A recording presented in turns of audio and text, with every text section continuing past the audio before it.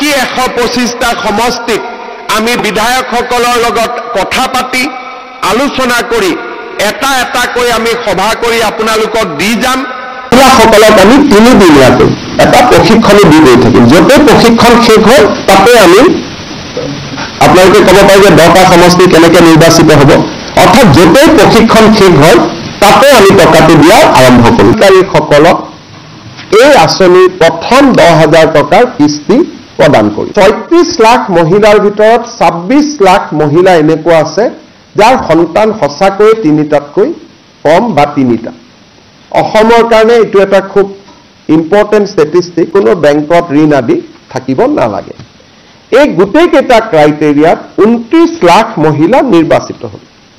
কিন্তু এই 29 লাখ মহিলাৰ ভিতৰতো কোনোবা চৰকাৰী কৰ্মচাৰীৰ পত্নী আছে, কোনোবা হয়তো ঠিকাদাৰৰ ল'ৰা ছোৱালীৰ পত্নী আছে, কোনোবাই হয়তো নামটো আছে গ্ৰুপত কিন্তু কাম কৰাৰ বাবে আগ্ৰহ নাই।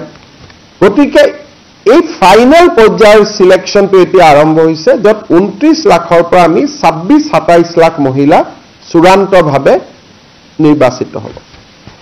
31 মাৰ্চ তাৰিখৰ ভিতৰত, যিহেতু বাজেট 1 এপ্ৰিলৰ পৰা আৰম্ভ হ'ব, 31 আত্মসহায়ক গোটৰ সদস্যসকলক প্ৰথম পৰ্যায়ত 10,000, পৰৱৰ্তী পৰ্যায়ত 25,000, তৃতীয় পৰ্যায়ত 50,000 বিহালীত তাৰ আৰম্ভ হ'ল। এতিয়া বাকি 125টা সমষ্টিত আমি বিধায়কসকলৰ লগত কথা পাতি আলোচনা কৰি এটা এটা কৈ আমি সভা কৰি আপোনালোকক দি যাম। আৰু যোৱা 1 এপ্ৰিল তাৰিখে এই আঁচনিটোৰ শুভ উদ্বোধন কৰিবলৈ পাই আমি গৌৰৱ অনুভৱ কৰিছোঁ।